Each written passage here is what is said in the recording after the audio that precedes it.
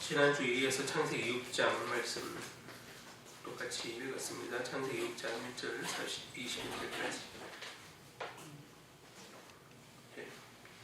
볼 부분이 좀 많아서 한 주 같은 구절이지만 오늘은 제목을 구원의 방주 예수 그리스도라는 제목으로 말씀을 나누겠습니다.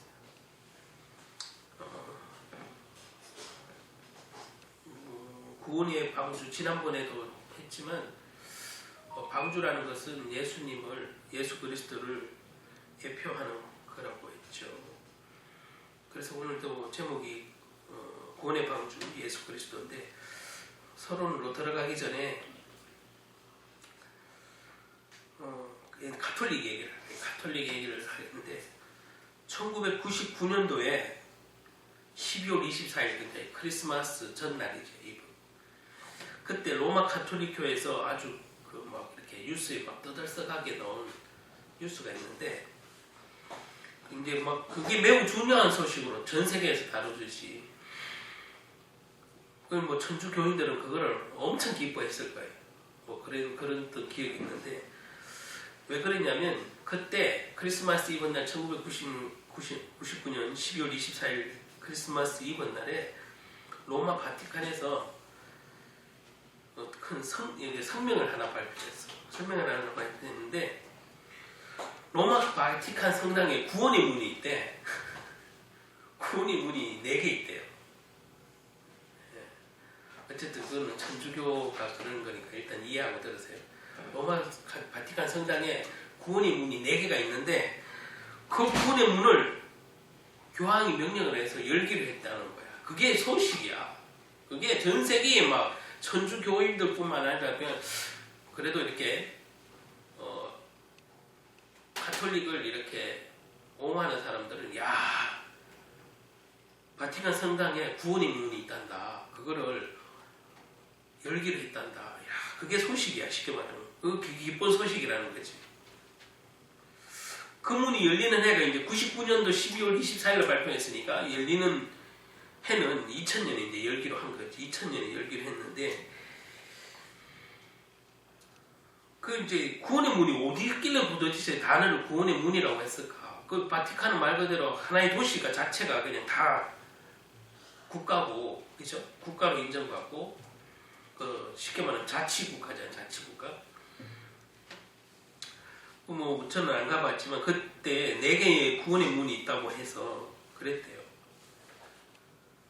그래서 모든 사람에게 죄사함과 영생이 있을 것이라고 교황이 선포를 했어. 그러니까 그거를 호응을 한 거야. 아니, 세상에 이 땅에 예수님 말고 구원의 문이 어디 있는데 로마 가톨릭에서 그 성당 문 4개 있는 것을 열면서 그게 구원이라는 문이라고 선포를 하고 그 문을 열었을 때 들어오는 사람은 모든 죄사함을 받는다고 이렇게 선포를 했다.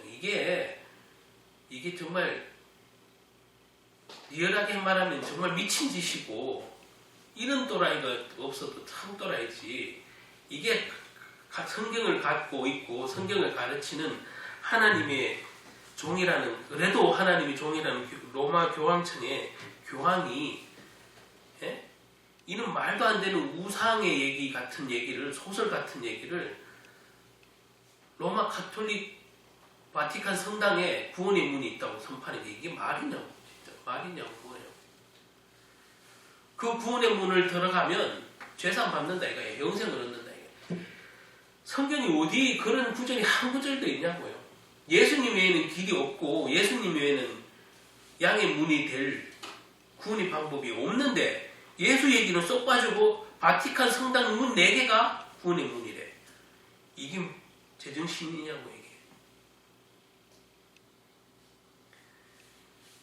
이렇게 선포했는데 이걸 좋아서 아주 그냥 난리였어요.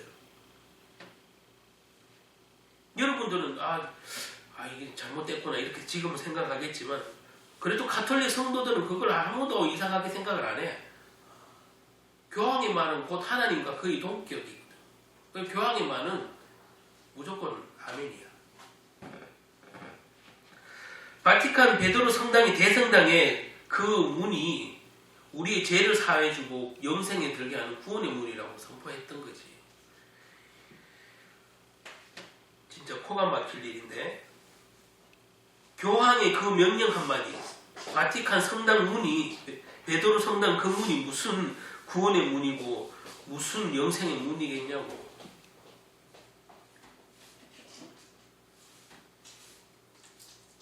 가톨릭뿐만 아니라 지금도 기독교 안에서도 별의별 이단들이 다 있기 때문에 요런 논리 저런 논리, 심지어 성경을 지금 쓰는 개혁개정은 사단이 뿌려놓은 거라면서 주장하는 자칭 근본주의자들, 그러니까 우리는 초대교회의 그 근본을 그대로 뭐 가르치고 배운다는 식으로 얘기를 하면서 자칭 근본주의자들이 지금 개혁개정은 사단이 뿌려놓은 자급한 성경이므로 개혁개정으로 신앙생활하고 개혁개정으로 성경 공부를 하면 사단에게 속는 거라고. 이 개혁개정 보지 말자는 거야. 이 책, 지금 이 성경, 지금 한국 교회의 한 70-80%가 개혁개정 성경을 보는데 이거는 마귀가 뿌려놓은 거라 그래.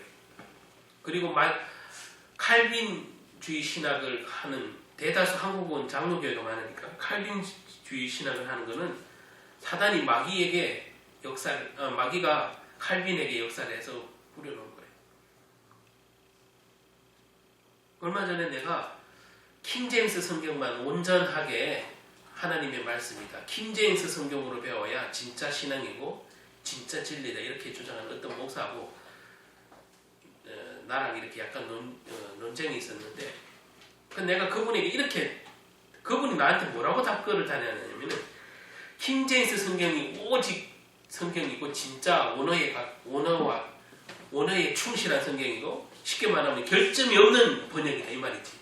세상에 결점 없는 번역은 전 세계 어느 누구도 없어요. 그런데 그 사람들은 오직 킹제임스 성경 중에, 킹제임스 성경도 몇 가지 번역본이 있는데 그 중에서 흠정역이라고 있는데 그 번역본이 원어에 가장 충실하고 가장 정확하기 때문에 그걸로 배워야 신앙생활을 똑바로 하는 거예요. 그 목사가 내가 제가 표현을 써서 그런데 그 목사 진짜 목사인지도 모르겠어요. 자기가 목사라 그러니까 목사인데 그 성경으로 배워야 진짜 성경이래. 그래서 내가 나한테 이렇게 댓글을 달아놨어.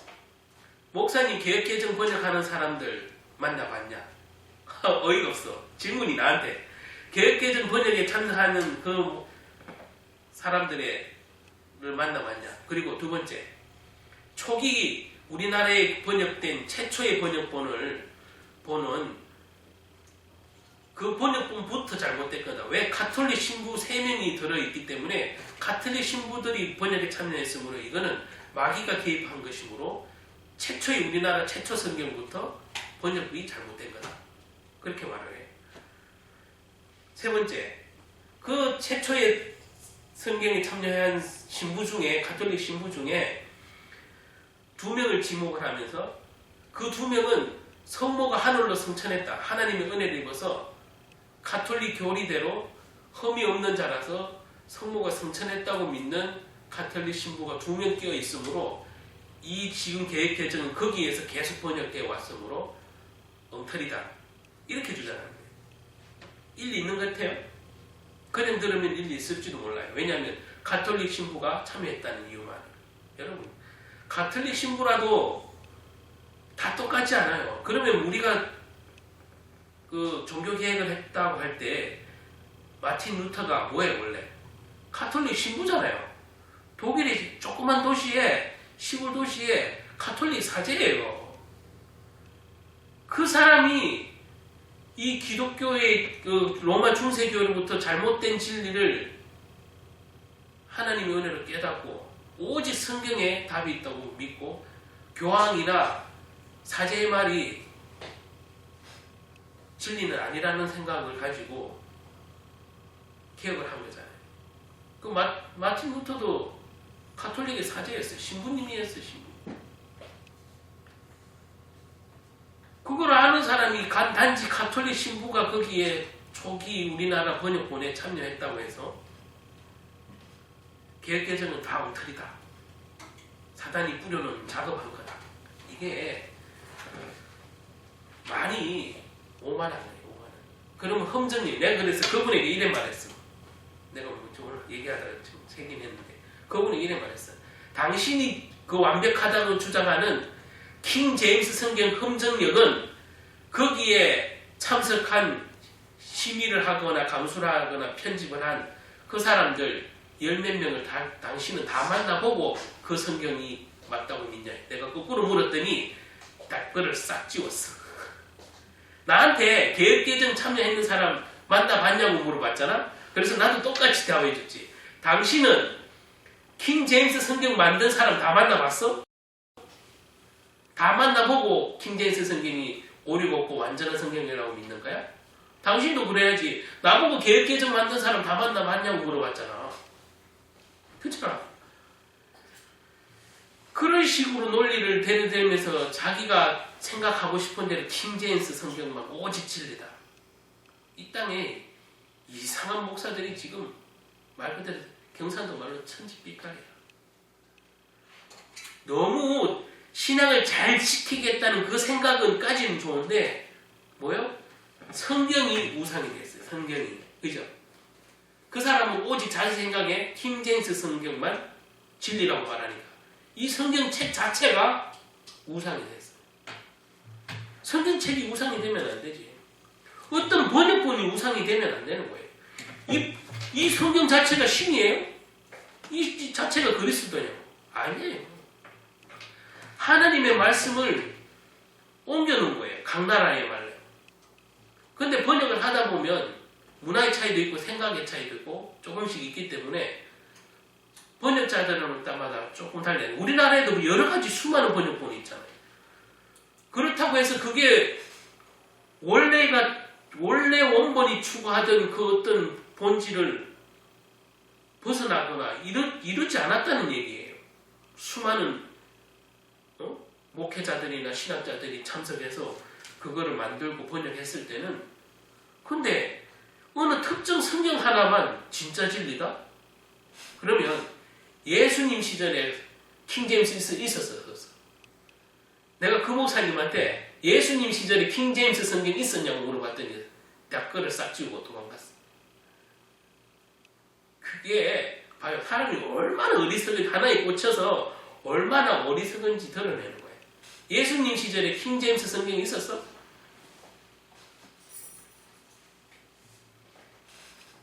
뭐 하다 보니까 본론과 좀 벗어난 얘기를 했는데 이만큼 예수 그리스도를 굉장히 희석시키고 하나님의 말씀을 가지고 심지어 성경을 가지고 사단이 장난친단 말이에요.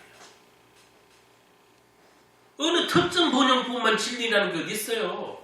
번역을 하다 보면 이렇게 말을 할 수도 있고 저렇게 말할 수도 있고 큰 진리에서 벗어나지 않으면 각 나라마다 번역본은 다 달라요. 근데 그게 진리가 아니다?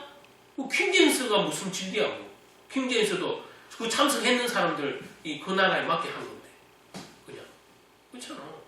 어떤 사람은 킹제임스를 또 아니라고 주장하는 70인역이 진짜 성경이다 하는 사람은 70인역만 또 본대. 그러니까 이 성경 자체는 뭐예요? 우상화 만드는 거예요. 이 그리스도를 붙잡지 않고 정말 예수님이 달을 가르쳤는데 그 달을 가르치는 본질을 봐야 되는데 이유를 봐야 되는데 예수님 손가락이 짧았냐? 예수님 손가락이 길었냐? 예수님 손가락에 털이 났냐? 이런 거 보고 있는 거예요. 쉽게 말하면. 예수님이 달을 가르치면 달을 가르치는 이유를 알아야 될 거 아니에요. 성경을 줬으면 성경에 대해 말하는 그 본뜻을 알아야 되는데 성경 번역본이 어떻게 됐냐? 우리나라 성경본도 제가 알기로 기본적으로 제가 생각나는 것만 해도 표준 세번역, 그냥 세번역, 공동 번역, 그죠? 개혁 한글, 또 뭐 지금 우리가 개혁 개정, 지금 이것만 해도 벌써 6개 세됐어요. 그리고 현대인의 성경, 알기 쉬운 성경, 수많은 버전들이 있어요. 이게 진리에서 벗어나지 않고 좀 더 사람들이 알아듣기 쉽게 하기 위해서 현대인의 성경, 쉬운 성경, 심지어 그 개혁총회만 쓰는 바른 성경 이런 거 있잖아요. 어쨌든 신앙에 어쨌든 그게 충분히 이해하게 하려고 하다 보니 여러 가지 말을 진리에서 벗어나지 않는 범위 내에서 한 건데 그 번역본들이 무슨 틀렸다, 뭐 맞다, 킹제임스만 맞다, 72년만 맞다. 이거는 정말 그 사단이 장난치는 거야, 진짜.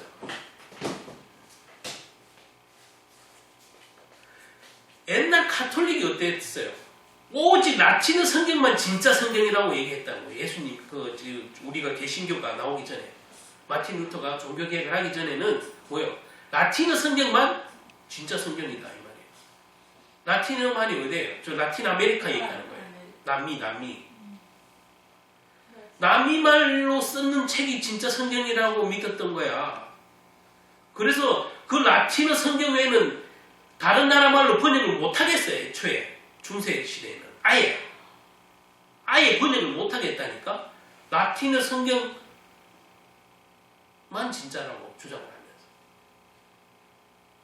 지금도 그런 식인 거야. 킹제임스만 맞다면 뭐예요? 킹제임스만 번역하는 것만 허락되는 거잖아. 그러면 결국은 이게 또 뭘로 연결돼요? 킹제임스 성경 이 판권 번역본을 찍어낼 수 있는 그 인쇄업체만 돈 벌어먹는 거예요. 말은 아무 상관없는 거지만 뒤에는 뭐예요? 돈하고 연관했어요. 이 성경 팔아먹는 돈. 바티칸이 왜 라틴어 성경만 맞다고 그랬어요? 그게 초창기 버전이기도 하지만 뭐요? 그 성경을 판권을 갖고 있어요. 저작권을 갖고 있어요. 돈이 되잖아. 돈이 되잖아. 그래서 라틴어 성경만 진짜 진리라고만 얘기하는 거예요. 그러니까 루터가 가장 큰 죄가 뭐예요? 독일말로 라틴어 성경을 독일말로 번역했다고 이단 취급받았다니. 그렇잖아. 여러분, 영어 성경을 한글로 번역하면 이단이에요? 우린 지금 이단이네, 다. 한글로 읽으니까. 똑같은 거예요.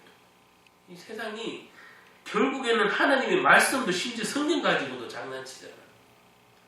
사람의 이 마음에 생각이.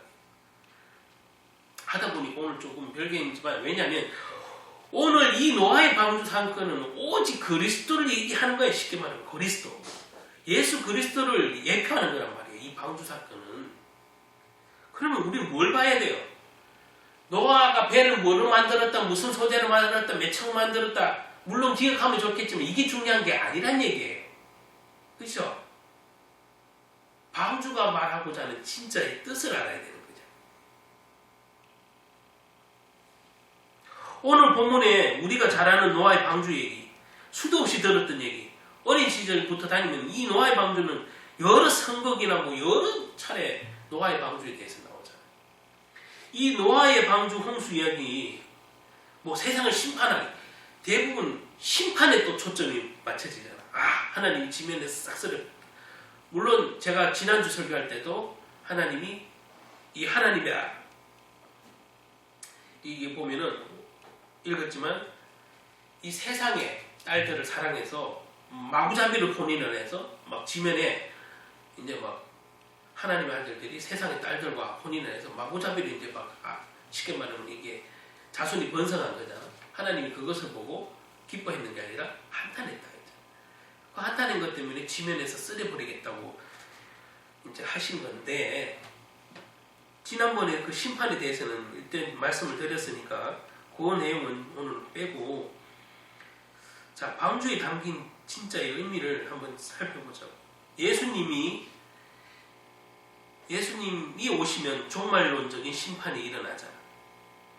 이 구원의 이야기를 담아놓은 것이 오늘 이 방주 얘기란 말이에요. 결국엔 구원의 이야기.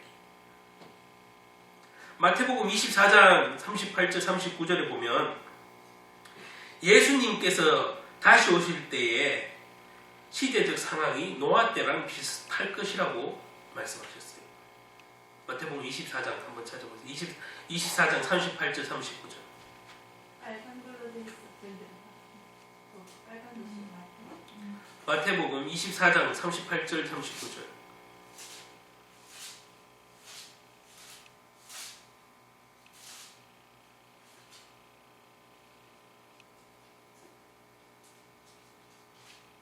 예수님이 심판을 하러 오실 때 어떤 현상이 일어날 건지 예수님이 이렇게 말씀하셨어요. 자, 홍수 전에 노아가 방주에 들어가던 날까지 사람이 먹고 마시고 장가들고 시집하고 있으면서 홍수가 나서 그들을 다 멸하기까지 깨닫지 못하였으니 인자의 임함도 이와 같으리라.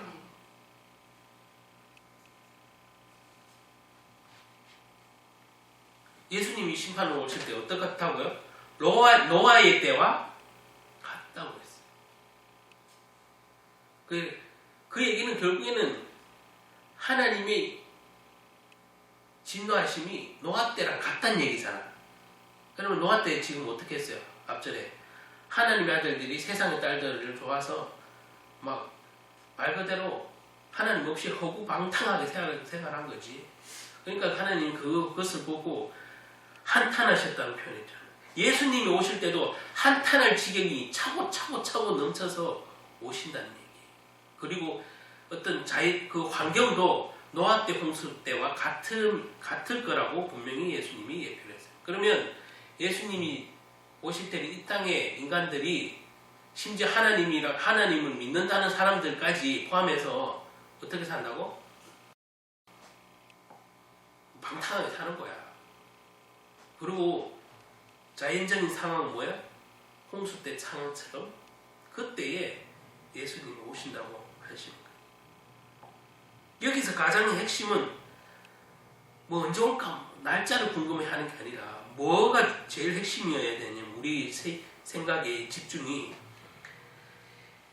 이는 징조가 있어도 사람들이 깨닫지 못한다는 데 우리의 오늘 포인트를 거기에 핵심을 잡아요. 깨닫지 못했다는 거예요. 홍수가 나서 그들을 다 멸하기까지 깨닫지 못하였으니 인자의 임함도 이와 같으니. 심지어 하나님의 사람들도 하나님의 백성이나 이 성도들도 목회자 포함해서 깨닫지를 못하더니 이 지경까지 간다니까. 이게 포인트예요. 노아의 방주 지면을 싹쓸이 버릴 때까지 뭘 한다고? 하나님의 말을 뒷동으로 여길 뿐만 아니라 그 타락을 말씀을 듣고 깨달아야 되는데 깨닫지를 못해. 쉽게 말하면 이 표현대로 그대로 다시 다른 표현으로 해보자면 내가 가정을 꾸리고 삶을 누리면서 사는 것도 중요하지만 그것에 너무 집착하면 뭐야? 하나님도 필요 없어요. 정작 깨달아야 될 거는 못 깨닫고 내 중심으로 산다. 내 가정 잘 먹고 잘 사는 데 집중한다. 내 인생 즐기는 데 집중한다. 이게 하나님의 사람들조차 이런다. 이 가장 중요한 사건을 깨닫지 못하고 있었다는 거예요. 노아의 심판 때도. 가장 중요한 사건이 일어날 걸 예표를 했는데도 그 수백, 100년이 넘는 그 기간 동안 노아의 방주를 다 짓는 그 동안에도 사람들이 깨닫지 못했다는 사실이 포인트예요. 마지막 심판 때임을 얘기를 했는데도 귓동으로 또 안 여기는 거지. 내가 생활하고 내가 즐기는 생활도 물론 중요해요. 하나님은 이 모든 것을 우리에게 허락하셨어요. 심지어 불신자들도 믿는 자들에게도 쉽게 말하면 즐기고 살고 누리고 살고 그러라고 한 거예요. 그건 인정해요. 그러나 이와 동시에 우리는 뭐가 작동돼야 돼? 믿는 사람들은 말씀이 언약이 자꾸 작동이 돼야 내가 똑바로 사는 건지 안 사는 건지 점검이 되어지거든. 내가 원하는 대로 즐겁고 신나게 누리며 사는 거 중요한데 그 즐겁고 누리며 사는 것이 하나님 말씀의 범위 안에서 벗어나지 않아야 된다는 거잖아요. 그렇죠? 그거예요. 그거.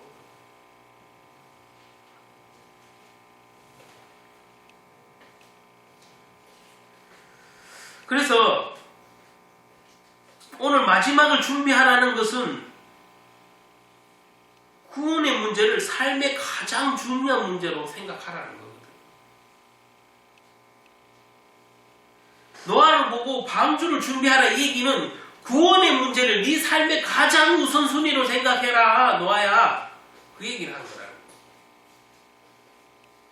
방주 짓는 것이 노아의 사명일 뿐만 아니라 노아의 삶의 가장 우선순위.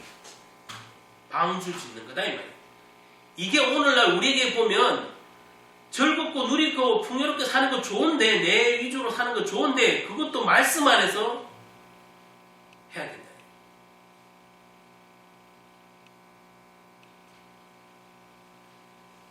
자, 예수님이 오신 목적이 우린 다 알듯이 구원의 목적이에요. 구원이 목적이에요. 예수님을 통해 모든 사람이 믿기만 하면 구원을 받는다. 이것이 예수님이 오신 목적이고 하나님이 예수님을 보낸 이유야. 예수님의 이름 뜻이 뭐예요? 예수님 이름, 그 이름 자체, 예수라는 뜻 자체가 뭐예요? 구원이잖아요. 자기 백성을 자기가 구한다는 뜻이 아니에요. 예수님이 십자가에서 못 박혀 돌아가신 이유도 바로 쉽게 말하면 구원을 이루시려고 하신 거잖아요. 그 구원보다 중요한 것은 예수님이 이 땅에 계시는 동안에도 예수님 사역 중에 병고침도 했고 귀신도 내어쫓고 뭐 전도도 했고 했지만 그 모든 과정 수단들이 뭐야? 결국은 뭘 하기 위함이야? 구원을 이루기 위함이잖아. 뭘? 십자가를 지는 게 구원의 마지막 종점이잖아요. 부활하는 것까지. 그러면 예수님의 한 사역, 그 모든 일이 결국에 십자가를 지고 완성, 부활까지가 구원의 완성이잖아요. 그래서 십자가만 얘기하는 것도 복음의 전부는 아니야. 부활이 일어나야 십자가의 구원 사건은 비로소 완성되는 거예요. 그래서 부활이 없으면 불쌍한 자라고 했어요. 부활을 믿지 않는 성도는 예수님을 십자가를 절반만 하는 거예요. 하나님의 뜻을 절반만 하는 거예요. 왜? 부활을 해야만 십자가의 완성이에요. 구원의 완성. 왜냐하면 그분이 참 하나님의 아들이심을 증거하는 게 뭐예요? 부활이고 사단의 권세를 이기셨다는 증거가 부활이고 하나님 만나는 길이 되셨다는 증거가 부활이니까 그 그리스도라는 삼중직이 완성이 어디서 비로소 끝나요? 종점이 부활이라는 사건을 통해 예수가 그리스도라는 그 삼중직의 완성이 끝나는 거예요. 아이고 예수님 십자가에 돌아가는데 얼마나 아프셨을까? 그거 백날 울어보고 감동을 치고 우리에게 감동을 주지만 물론 주지만 거기서 멈추면 안 돼요. 얼마나 아플까? 그럼 왜 자기 몸을 들여서 아프게 했을까를 생각해야지. 그게 본질이잖아. 얼마나 아플까를 물어보는 게 아니라 저 십자가, 아픈 십자가를 왜 지셨을까? 라는 질문을 정말 해야 신앙의 진짜 질문이에요. 예수님 얼마나 아플까? 그리고 예수님 십자가 지러 갈 때 베드로는 예수님 지지 말라고 막 말렸잖아. 그럼 예수님이 아이고 베드로야 너는 참으로 나를 사랑하는 걸 이랬어야 되는데 오히려 예수님이 베드로가 뭐라 그래? 사단아 물러가라 그랬어요. 너는 나를 넘어뜨리는 자다라고 표현했어요. 그러니까 십자가 못 지도록 나를 막는 자라는 이 표현이잖아요. 너는 나를 넘어뜨리는 자라고 했어요. 사단아 물러가라. 그렇게 베드로같이 그런 멍청한 질문을 하게 된다니까. 단순히 예수님을 사랑하는 그 수준이 본질을 못 보니까 단지 예수님을 사랑하고 아끼니까 뭐예요? 십자가 지지 말라고 말리잖아. 오늘날 성도가 십자가 그 예수님 얼마나 아프셨을까 이것만 감동하는 것은 예수님 십자가 지지 마세요 아프니까 이 얘기하는 거예요. 물론 예수님 사랑하는 거야 알아. 그러나 예수님이 하신 말씀처럼 본질을 알면 그런 질문 안 해요. 예수님은 공생이 시작하자마자부터 뭐라고 했어요? 내가 십자가 질 거라고 얘기를 했고 3일 만에 부활할 것을 시간만 남은 얘기했다니까 말 그대로. 그런데도 제자들은 절대 예수님 죽기를 안 원했지. 여러분 방금 제가 말씀드린 그 베드로의 질문처럼 이 땅에 있는 많은 그리스도인들이, 성도들이 아직도 그런 식으로 예수님을 십자가의 사건을 이해한다 이거예요. 얼마나 아프셨을까? 나를 위해신 십자가 감사하다. 물론 감사하지. 그 감사의 절정은 뭐예요? 왜 그 자기 몸을 드려야 되는지 그 본질을 아는 것이 진짜 하나님의 자녀야. 그게 진짜 감사를 아는 거야, 사람이라고. 단순히 예수님 사랑해요, 예수님 십자가 지지 마세요, 그 얘기한다고 사랑하는 게 아니에요. 진짜 예수님이 그 십자가를 통해서 알려주고 싶은, 내가 내 몸을 다 드리서라도 이걸 해야만 되는 이유, 그 그리스도의 삼중직을 완성하는 이 길이 십자가고, 그 십자가의 부활을 있어야만 그 태초에 주신 여자님 후손이 와서 뱀의 머리를 상하게 할 때는 그 완성이 끝나잖아. 완성이. 아직도 저도 진짜 안타까워요. 제가 똑똑해서가 아니라 많은 목사님들조차 창세기 3장 15절의 의미를 정말 수박 겉핥기로 알고 있다는 거예요. 그 창세기 3장 15절이 예수님이 십자가의 사건 부활까지 내가 다 이뤘다는 그 표현이 나오기까지 그 창세기 3장 15절을 이룬 게 부활이야. 여자의 후손이 와서 뱀의 머리를 박살냈다, 상하겠다 이 얘기거든.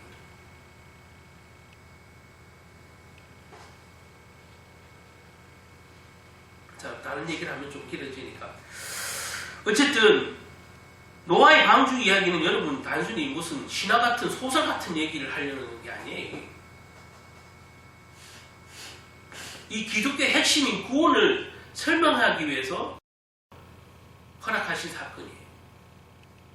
그리고 인간의 형편을 잘 아시는 하나님께서 어떨 때 재앙이 오고 어떨 때 하나님의 진노가 임하는지 잘 보여주는 거예요. 지금 이 시대에도. 자, 첫 번째 방주는 말이죠. 하나님이 정해놓은, 태초에 정했잖아요. 창세기 3장 15절. 태초에 정해준 그 구원의 계시가 예표로 이루어지는 사건이에요. 그죠? 구원의 사건. 구원의 계시예요. 이 방주 사건은 구원의 계시다. 방주에 대한 생각, 방주에 대한 설계, 방주 그 자체의 모든 계획은 노아의 생각과 계획함이 아니라 전적으로 하나님이 계획하고 설계했다는 말이에요. 사람의 생각이 아니고 하나님이 이렇게 만들고 이렇게 해서 이렇게 지어라. 쉽게 말하면 설계도 다 주고 재료도 알려주고 너는 순종해라. 이렇게 한 거잖아요. 노아가 한 것은 단 한 가지, 순종한 거예요. 노아가 한 것은 단지 하나님의 뜻과 계획을 깨달아 그 말씀에 순종한 거예요. 아멘 한 거예요. 단순히 입으로 아멘 한 게 아니라 행위로, 입으로만 아멘 안 한다니까. 진짜 믿음은 행동이 따라오는 게 진짜 믿음이에요. 그러니까 구약이나 신약이나 사실은 믿음이라는 것은 단순히 입으로 아멘 하고 그냥 땡 치는 게 아니야. 아멘이라는 것은 내가 당신 뜻대로 행하겠습니다 라고 하는 것이 아멘이야. 그래서 아멘은 여러분 오늘날의 아멘의 성도들이 너무 무슨 주문처럼 외우는데, 아멘은 그것이 진리입니다 라고 동의하는과 동시에 내가 그대로 순종하겠습니다 라고 고백하는 거예요. 아멘. 본문 14절 한번 보세요. 너는 고페로 나무로 너를 위하여 방주를 만들고 그 안에 한들을 만들고 역청으로 그 안팎을 칠하라. 14절에 방금 읽었잖아요. 하나님께서 구체적으로 방주를 좀 어떻게 만들라고 알려주시는 것. 그리고 하나님이 사람에게 무엇을 알려주시는 것을 우리는 전문 용어로, 신학적 용어로 계시라고 하죠. 자, 노아는 지금 계시를 받아서 방주를 이렇게 지으라고 하나님께 쉽게 말하면 설계도를 받은 거예요. 계시를 통해서. 예수 그리스도가 어떤 분인가를 보여주시기 위해서 우리에게 허락된 이 성경 말씀도, 우리가 지금 보고 있는 성경 말씀도 성경학자들은 말 그대로 신학적 용어로 특별계시라고 해요. 그러면 이 성경을 쓰는 저작자들은 뭘 받았어요? 특별계시를 받은 거죠. 예수 그리스도와 성경을 통해 특별계시가 하셨고 그것을 우리에게 알려준 거예요. 자, 노아의 방주는 구원의 모형으로서 방주로 만들도록 알려주신 것처럼 우리에게 구원의 길인 예수 그리스도를 하나님께서 계시해 준 거잖아요. 태초부터. 하나님께서 노아를 방주를 예비하라고 주셨듯이 저와 여러분은 예수 그리스도라는 구원의 방주를 알고 또 그 계시를 통하여 주심에 감사하는 저와 여러분 되시기 바랍니다. 노아처럼 우리는 하나님이 알려주시고 계시하여서 예수 그리스도만이 구원의 길이고 예수 그리스도만이 하나님과 인간 사이의 중보자 되심을 알게 해주신 거죠. 두 번째 방주는 하나님이 정해놓으신 가장 안전한 처소다. 이렇게 말씀드릴 수 있는데 본문 14절에 보면 방주에 칸들을 만들고 역청을 안팎으로 칠하라고 말씀하셨고 여기서 역청은 지금으로 보면 시멘트 또는 방수 역할을 하는 방수제죠. 역청을 칠함으로 물도 새지 않고 방주도 튼튼해지는 거라고 해요. 자, 하나님의 방주를 견고하게 하시기 위해서 역청을 칠하게 하셨고 그래서 방주는 안전한 곳이 되었어요. 뿐만 아니라 방주 안에는 칸들을 막음으로 인해 넉넉히 이렇게 방들을 예비해 놨잖아요. 각 칸을 만들었다. 이 방이라는 개념은 뭐예요, 여러분? 쉰다는 개념이죠. 그렇잖아요. 각 방을 만들어라고 했을 때. 물론 여기서는 짐승을 넣을 방, 사람이 지낼 방, 그 구분을 하기 위해서 방을 만들었지만 어쨌든 여기에서 하나님께서 방들을 만들어라 이렇게 칸마다 방을 만들어라는 것은 결국에는 우리 개개인의 구호가 관계입니다. 개개인 칸이 여러분이 그 구원의 방주 안에 타고 있다면 여러분 칸이 있고 제 칸이 있고 그 개인에 대한 구원의 얘기예요. 개인이 들어갈 처소 이건 천국과 연관이죠. 천국 개인이 들어갈 처소 여러분 처소가 어디예요? 천국이잖아요. 천국 이런 말이 안 나오는 거 보니까 천국에 안 가고 싶은가 보네. 자, 천국이에요. 그곳은 우리가 진짜 영원히 쉴 곳이에요. 영원히 쉴 곳. 우리 역시도 그리스도 안에서 견고하고 안전하게 되었다고 예표하는 거예요. 이 방주 오늘 뭘 칠하고 이 방을 만들었다는 개념. 이것은 예수 그리스도 안에서는 안전하고 쉴 곳이 있고 영원한 처소가 됐다. 예수님이 친히 그래서 뭐라고 했어요? 내가 처소를 예비하러 간다는 표현을 썼어요. 그렇지? 여러분을 위해서 예수님이 뭐예요? 처소를 예비하러 간다. 이 노아의 방주를 설계할 때 하나님께서 방의 칸칸을 만들어라고 얘기한 것은 그 처소예요. 개인의 처소. 여러분이 구원이라는 그 처소를 받는 거죠.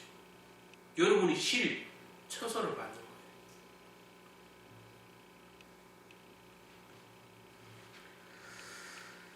자, 그리고 홍수가 끝나고 방주 안에 들어갔던 모든 동물들이 그대로 다시 나와서 세상으로 나아갔어요. 창세기 8장에 보면 이제 그 방주 안에 있는 모든 동물들이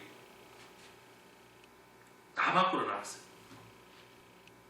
여기서 주목할 것은 들어갔던 그 모든 동물들이 하나도 잃어버린 것이 없이 다 나왔다는 사실이에요. 홍수의 심판이 끝나고 방주 안에 있던 모든 생물들이 무사하게 그대로 보존되었다. 여러분, 여기서 어떤 생각이 드세요? 40일 주야 피 내리고 어쨌든 방주 안에서 여러분 동물이든 식물이든 사람이든 40일 한번 배 타고 있어봐요. 특히 하나님이 그 쌍으로 넣으라고 했는 그 동물들 있잖아요. 40일 동안 그 배라는 데서 우리가 생각하기에는 상식적으로 죽은 동물들도 많고 그래야 맞잖아요. 근데 오늘 성경에는 뭐예요? 들어갔던 대로 그대로 다 나왔다는 사실이에요. 그러면 한 마리도 잃어버리지 않았다는 사실이죠. 이거는 예수 안에 들어갔던 구원받은 자는 뭐라고요? 예수님이 한 마리도 잃어버리지 않는다는 얘기. 예수 안에 우리가 양이라고 표현이 되면 예수 그리스도 안에 들어가면 뭐요? 잃어버린다? 안 잃어버린다? 안 잃어버린다. 예수님이 잃어버릴 분이 아니지. 저와 여러분이 진짜 구원받았다면 예수 안에만 있다면 여러분을 절대 안 잃어버린다고. 예수님이. 오늘 이 구원 방주의 기도 모든 처음에 넣었던 그 동물이 그대로 홍수가 끝나자 그대로 나왔다는 것은 그냥 나왔구나 이래 생각했겠지만 여러분 굉장히 의미가 있어요. 한 마리도 잃어버리지 않았다. 죽지 않았다 이 말이에요.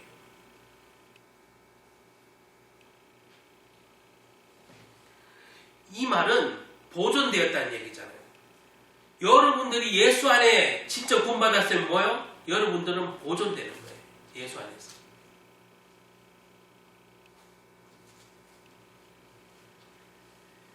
여기서 우리가 얻는 메시지가 무엇일까요? 예수 안에 들어가는 사람은 한 사람도 잃어버린 바 되지 않는다는 사실이에요. 이것은 그리스도인들이 영혼의 영원한 안전, 영원한 거처 그 개념과 맞는 거예요.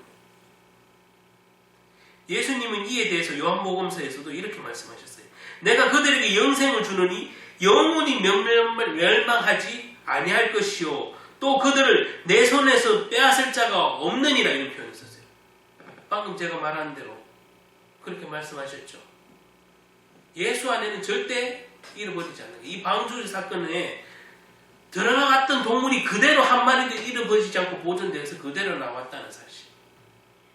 여러분들이 예수 안에 들어간 영혼은 그대로 보존되어서 예수님이 재림하고 심판 때 뭐요? 그대로 보존돼서 예수님과 함께 영원한 천국에 들어간다는 사실.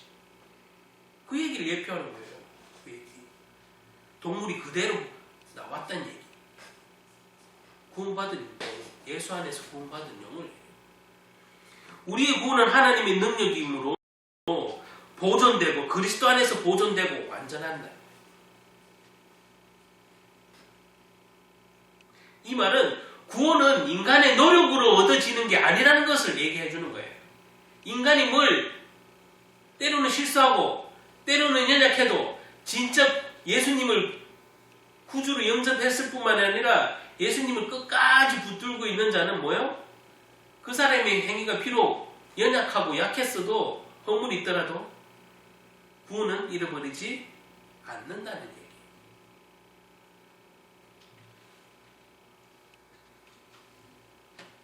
그래서 예수님 손에서 이 구원을 뺏을 자가 있어요? 없어요? 없다는 얘기를 하는 거예요. 이 방주 사건도 그 얘기예요. 뺏을 자가 없다.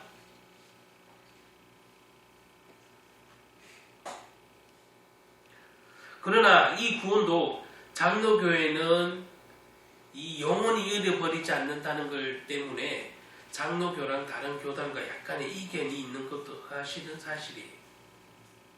장로교는 절대 한번 이신칭의를 받으면 잃어버리지 않는다. 칼빈주의. 저걸 갖고 있지만 일부 교단에서는 아니다.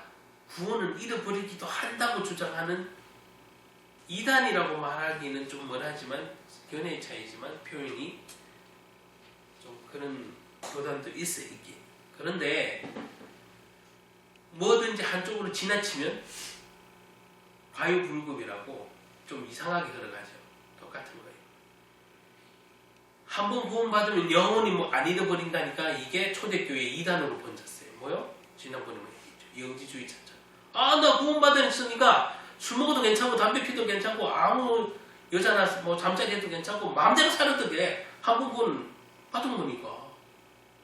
이렇게 영지주의로 흐를 가망성이 높아요. 지나치면. 근데 반대로 또 아니야, 구원을 잃어버릴지 모르니까 항상 들어봐야 돼. 나를 봐야 돼. 말은 맞아요. 근데 이게 지나치면 어떻게 돼요? 율법주의로 가죠. 예수님도 믿고 율법도 잘 지켜야 구원받는다는 식으로 가게 돼요. 두 쪽 다 지나치면 이단으로 갈 가능성이 많은 거예요. 예수 그리스도를 믿음으로 구원받는다. 이거는 변함없는 진리고 어느 교단과 상관없이 이건 모든 교단이, 모든 기독교, 모든 가톨릭 안에도 적용되겠죠. 그런데 이것을 어떻게 적용하냐의 문제. 어떤 교단은 말하면 잃어버릴 수도 있다고 얘기해요. 그 대표적인 교단이 제가 오늘 설교에서 말하긴 그렇지만 뭐 이미 다 아는 거니까 순복음과 감리교회 대표적으로 잃어버릴 수 있다. 이렇게.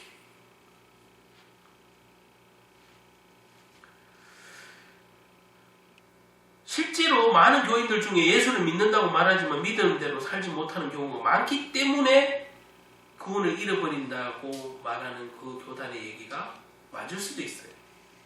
들으면. 그러나 아까도 말한 그게 지나치게 되면 율법주의로 가기 때문에 예수도 필요 없고 결국엔 하나님 내 행위를 보고 구원하는 것처럼 믿게 되거든. 그게 절대 아니에요.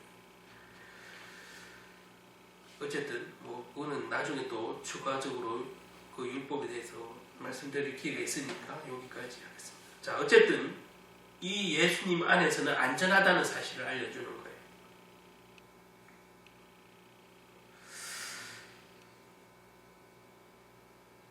우리가 한 가지 그 대신 이제 짚고 넘어가야 하는 게 내가 진정한 예수님의 구주를 믿지 않고 영접한 경험도 없는데 나는 구원받지 않았는데 단순히 머리와 감정으로 예수님의 그 사건 이해가 간다고 해서 나 구원받았구나? 여러분 이게 구원이겠습니까? 그럼 머리로 하는 거잖아요. 그럼 구원이라고 말할 수 없겠죠. 진정한 하나님의 자녀는 믿음을 사실은 잃어버릴 수도 없고 구원을 잃어버릴 수 없는 거예요. 경험이 있다면.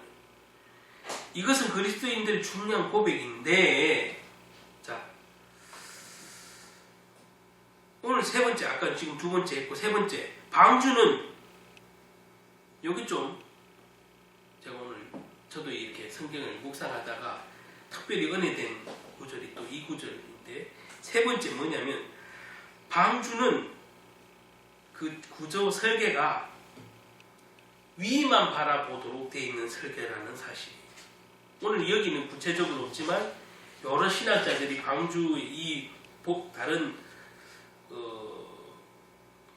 이 방주에 대한 어떤 그런 고서를 보고 했을 때 이 16절을 한번 일단 성경적으로 봅시다. 16절을 한번 다시 봅시다.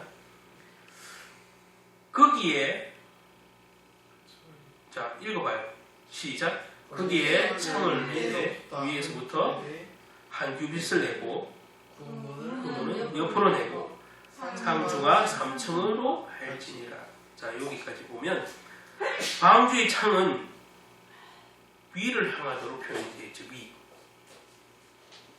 거기 창을 내되 위에서부터 한 규빗을 내고 자 창문에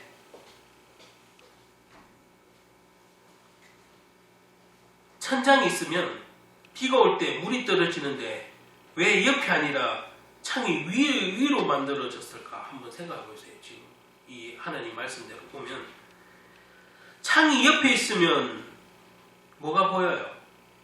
만약에 창이 배를 생각해 보면 배가 있는데 창이 배 옆에 이렇게 옆에 창을 내면 뭐가 보이냐고요? 그렇죠? 홍수 났는데 여러분 지금 바다의 배를 생각해 보라고. 홍수 났다는 것은 바다와 같이 되는 거잖아요. 이 땅이. 그러면은 옆에 창을 내면 뭐 망망한 바닷밖에 안 보이겠죠. 그죠? 근데 오늘 이 방주는 옆을 창을 내라고 말한 게 아니라 하늘에다가 창을 내라고 했어요. 위로 창을 내라고 했어요. 위로. 이상하지 않아요? 저도 이거 예전에는 그냥 읽었는데 방주 구조가 이상하다 생각이 들어요. 왜 창을 하나님은 옆에 내라고 하지 않고 위에 이렇게 내라고 했을까?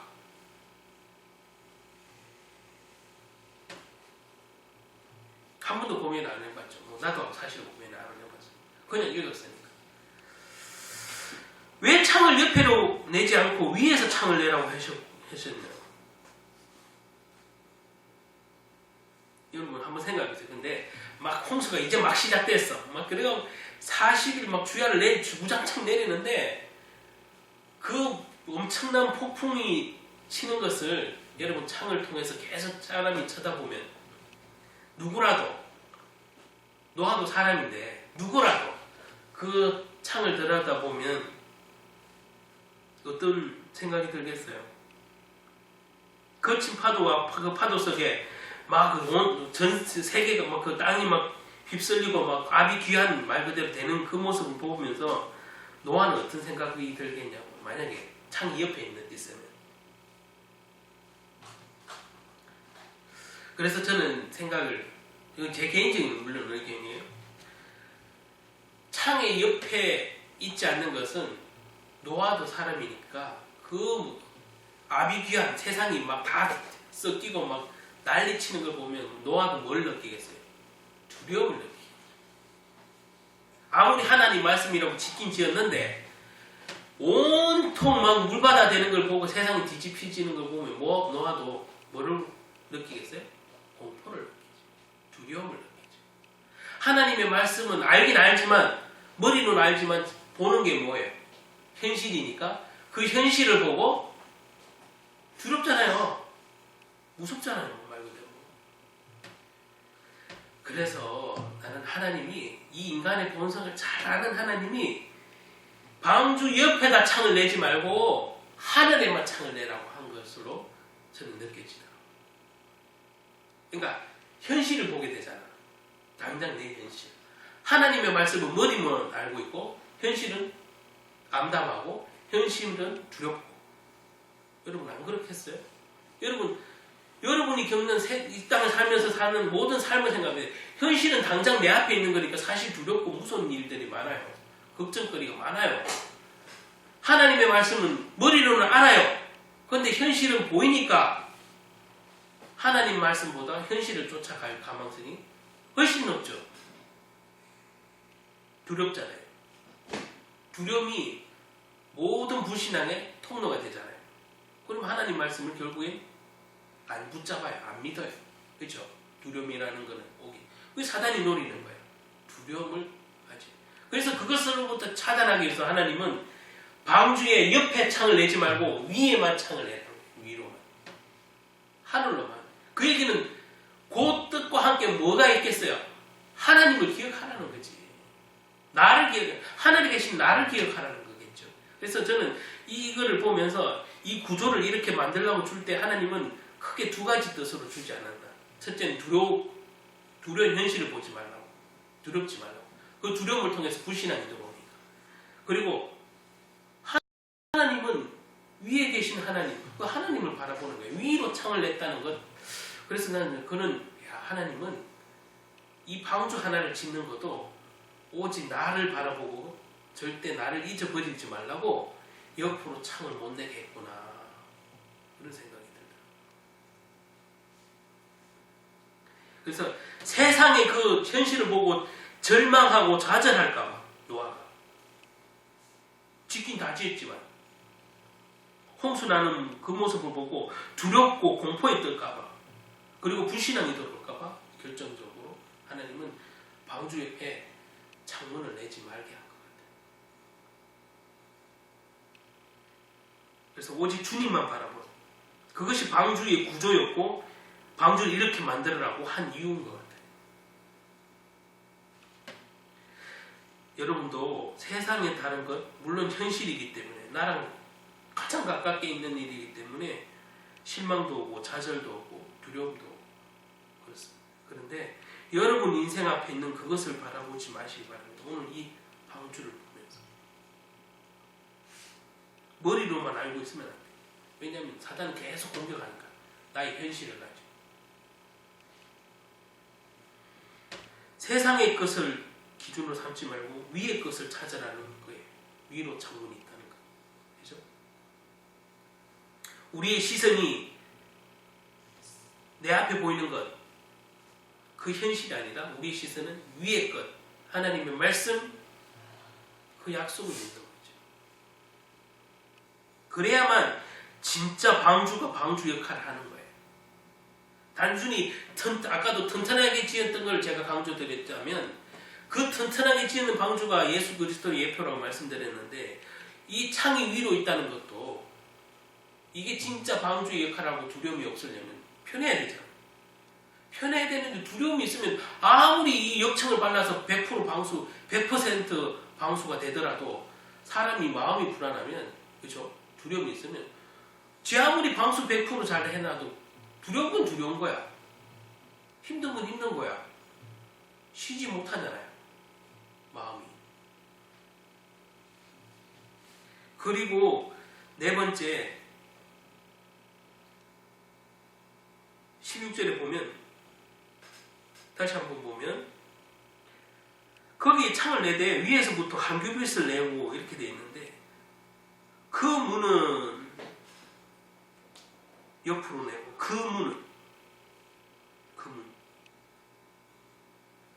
그 문은 옆으로 내고 상중하 3층을 할지다 이렇게 되어 있잖아요. 여기서 그 문은 사실은 방주의 출입구든지 나가든지 들어오든지 출입구는 오직 하나야. 방주는 문이 2개, 3개, 4개 막 이래 있지 않아.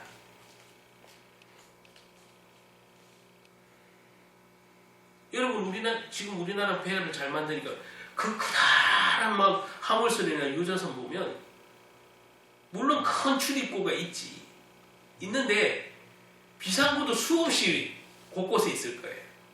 왜? 갑자기 배가 침몰하면 어떡해? 문만 하나만 있으면 하나로 사람들이 다 대피 못하잖아요. 그래서 큰 배들, 뭐 작은 배도 마찬가지지만 다 비상탈출문이 다 있을 거예요. 그런데 이 방주는 특이하게 비상탈출문이 없어. 쉽게 말하면 문이 하나야. 그냥 들어가는 문, 나가는 문 오직 그냥 그 한 개의 문으로 들어가고 나가고 해. 이 얘기가 뭘 예표할 것 같아요? 오직 예수님 한 분밖에 없다 이 말이에요. 구원의 길은 들어가고 나가고 할 수 있는 유일한 길은 예수 그리스도밖에 없다고 예표하는 거예요. 이 방주가 문이 하나인 이유. 오늘 그 문이라고 하나 표현이 되어 있어요. 요한복음에도 그래서 요한복음 10장 9절에 보면 예수님이 이렇게 놀라운 말씀을 하시죠. 내가 문이니. 예수님이 본인이 스스로 문이라고 했다니. 내가 문이니 누구든지 나로 말미암아 들어가면 구원을 받고 이런 표현을 썼어요.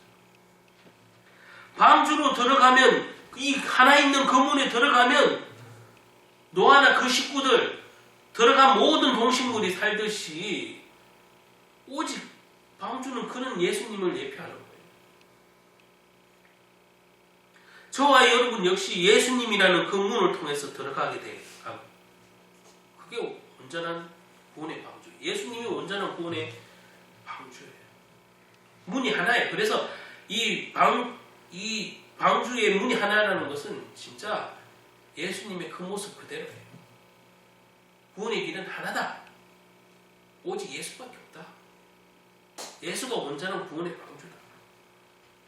저와 여러분이 예수님의 이름으로 구원받고 예수 그리스도를 고백할 때 비로소 거기서 쉼을 얻는, 아까 그 처음에 얘기할 때 쉼, 각 방을 제가 쉼이라는 표현을 했는데 여러분들이 예수 그리스도 안에 있을 때 쉼을 얻고 거기 있을 때 가장 안전하고 세상의 두려움으로부터 차단되고 세상을 이길 수 있는 힘은, 그래서 그 방주라는 오늘 이 설명하는 이 방주 안에 예수의 모습이 그대로 다 있다. 내가 곧 길이요 진리요 생명이니 나로 말미암지 않고는 아버지께로 올 자가 없다. 여러분 잘 아신 말씀이시죠. 요한복음 14장 1절. 어떤 사람이, 그러니까 불신자들도 또 이런 얘기 하잖아요. 꼭 예수를 믿어야 구원 받습니까? 그 불신자들 다 하는 얘기 아니에요. 꼭 예수를 믿어야 구원 받습니까? 구원에 이르는 길은 결국은 다 똑같지 않냐고. 이 종교든 저 종교든지 다 구원받는 길은 다 있지 않겠냐고. 뭐 이렇게 얘기해요. 왜 기독교는 자기들만 맞다고 얘기하냐 이 말이지.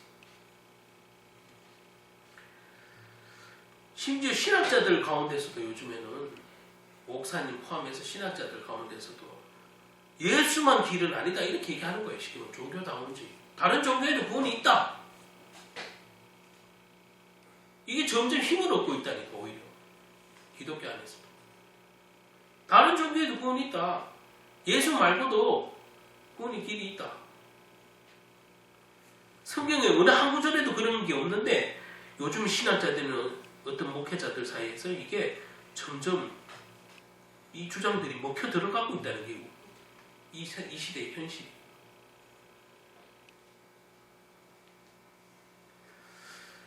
예수님이 사도 바울이 사도행전에 보면 성경 뭐라고 되어 있어요? 천하 인간의 구원 얻을 만한 다른 이름을 우리에게 주신 일이 없다 이런 말씀이에요.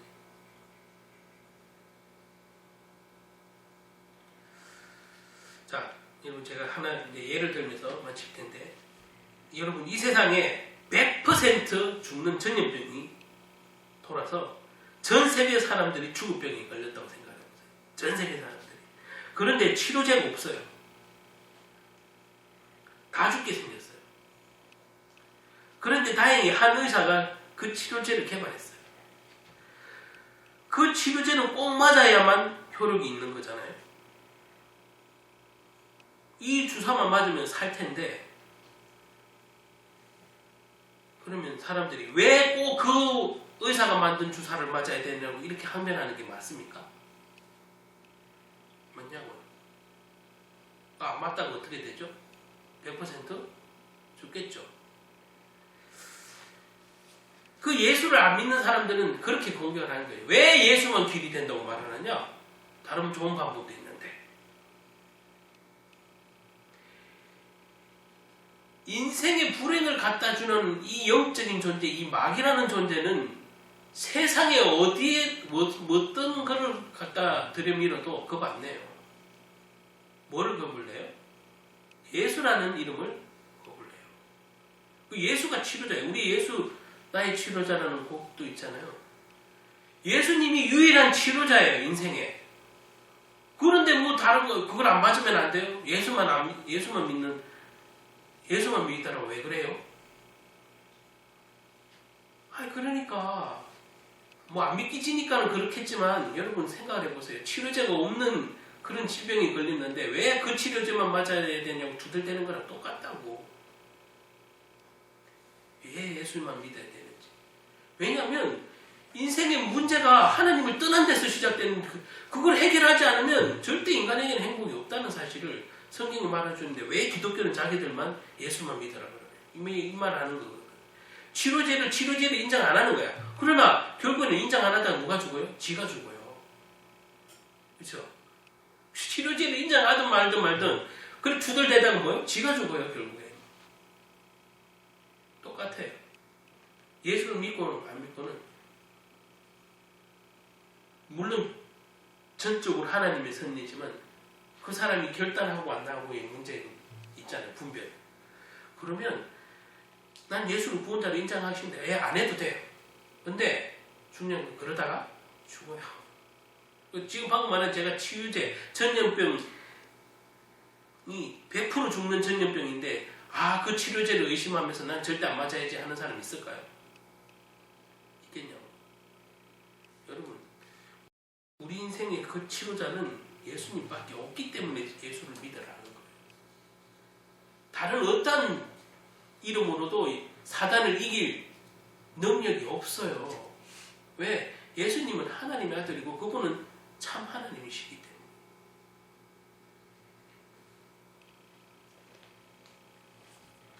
아까 제가 제일 처음에 얘기한 것처럼 그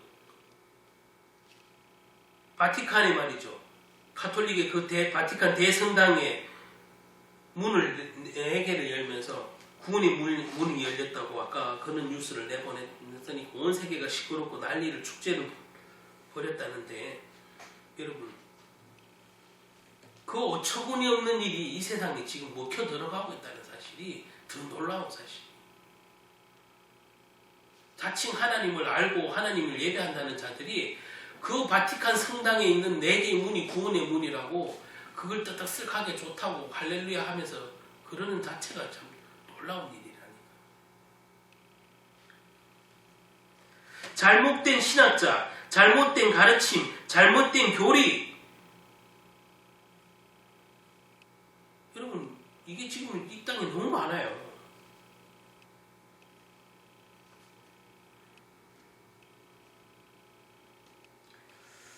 자, 아까 그 바티칸 성당 얘기했죠.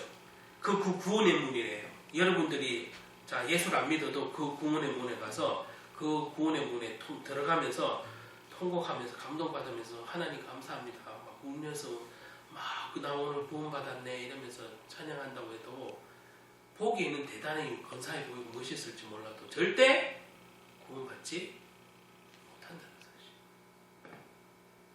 여러분 마음에 예수가 없으면 그 성당문 100번을 왔다 갔다 해도 구원 못 받아요.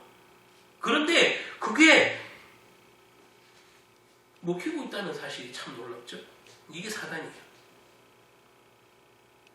여러분 진짜 중요한 것은 예수가 구원의 문이라는 사실이 성경이 명백하게 있음에도 불구하고 그런 거짓 가르침을 가르치고 그걸 믿게 하는 또 그렇게 조장하는 신학자, 목회자, 신부, 가톨릭 말은 예수님 부르지 말은 예수님이 구원자라 그러지 실제는 그렇게 안 믿는 거지. 우리의 구원을 오늘 저와 여러분은 잘 점검해 보시기 바랍니다. 우리가 받은 구원의 감격은 그 성당문 왔다 갔다 한다고 안 이루는 것처럼 우리가 예수님 이름만 부른다고 안 이루어져요. 뭐요? 예수가 하나님을 만나는 참된 유일한 길이다. 방주처럼 유일한 길. 그리고 인간을 그렇게 멸망시키고자 하는 그 사단이 이길 유일한 이름 예수다. 예수님이 참 왕이다. 그리고 우리가 하나님 믿다는 그 원죄 가운데 있고 자범죄 가운데 있는 인간을 모든 죄를 사해줄 능력을 가진 분은 예수님 뿐이다. 그 예수님의 그리스도의 삼중직을 잘 생각하면서 여러분들이 날마다 그것을 붙잡고 있어야 예수님이 심판 때까지 그 믿음을 갖고 있어야 여러분 구원받는다고. 그냥 주여 주여 한다고 구원받는 게 아니에요. 그러면 다 구원받지 진짜로. 그러면 천국문이 예수님은 천국문은 환하게 열렸으니 이렇게 표현했을 텐데 예수님은 뭐라 그랬어요? 천국이 낙타바늘만 하다. 낙타가 그 바늘귀에 들어갈 만큼 좁다 그랬어요. 제가 지난번 바늘귀 얘기했죠. 우리가 말하는 그 바늘귀 아니에요. 실제는 바늘귀 아니야. 그 예루살렘에 있던 그 성에 있던 쪽문, 조그마한 미성문 같은 쪽문을 얘기한다고 했어요. 그 바늘귀. 그 바늘귀는 사람이 들어가기에도 뭐 허리를 폴더처럼 마음 굽혀야 들어가는데 낙타가 그 사람도 들어가기 어려운 그 길을 낙타가 들어갈 수 있겠냐. 거기에 비유할 만큼 천국 들어가기는 어렵다는 얘기예요, 여러분. 다 예수 이름 부른다고 천국 들어가는 거 아니에요.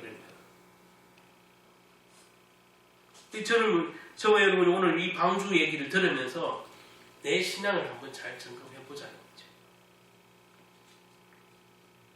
오직 유일한가?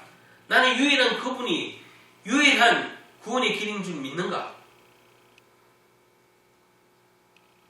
내가 그분 안에 있을 때 가장 안전하다고 믿는가? 내가 그분하고 안에 있을 때 세상의 두려움으로부터 차단이 되고 세상의 현실과 어려움으로부터 좌절로부터 실망으로부터 핍박으로부터 이길 힘이 있는가? 여러분 신앙을 점검해 보시고 방주에 옆에 창문을 안 낸 이유를 내가 재차 몇 번 지금 강조했어요. 여러분은 하나님이 주신 그 말씀으로 살고 있나 이 말이지. 저와 여러분이 한 주간에도 구원의 방주 예수 그리스도 안에서 쉴만한 정말 믿음을 갖고 세상의 창을 기준을 세상의 창을 가지지 말고 그 두려움과 어려움, 좌절, 핍박 그런 것들을 현실을 보지 말고 하나님의 말씀 위로부터는 말씀만 붙잡고 여러분이 넉넉히 이기시는 세상의 홍수와 같을지라도 여러분은 그리스도 안에서 안전하고 승리하게 될 줄 믿습니다. 아멘. 말씀 마치겠습니다. 하나님 감사합니다.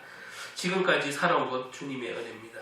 지금까지 우리가 주님을 예배하는 것도 죄인인 인간이 할 수 없음에도 불구하고 오직 예수 그리스도를 통하여 구원의 길 되신 주님을 통하여 구원의 방주 되신 주님을 통하여 우리가 하나님 앞에 감히 예배할 수 있는 신분으로 바뀌었고 또 그것뿐만 아니라 세상으로 살리고 이길 수 있는 능력과 권세를 주심을 또한 감사합니다. 오직 예수 이름 안에서 우리가 참 쉼을 얻고 가장 안전하고 세상으로부터 승리할 수 있는 능력과 권세로서 정말 세상을 살릴 정말 이 땅에 하나님의 거룩한 시 남은 자 거리토기가 됨을 믿습니다. 하나님 이제 몇 달 남지 않는 2019년에도 우리가 구원의 방주 안에서 넉넉하게 쉼을 얻고 넉넉하게 세상을 이길 안전하게 또 주님 안에서 샬롬을 누리고 화평을 누릴 하나님의 백성들이 다 되게 도와 주시옵소서. 예수 그리스도 이름으로 기도드립니다. 아멘. 아멘.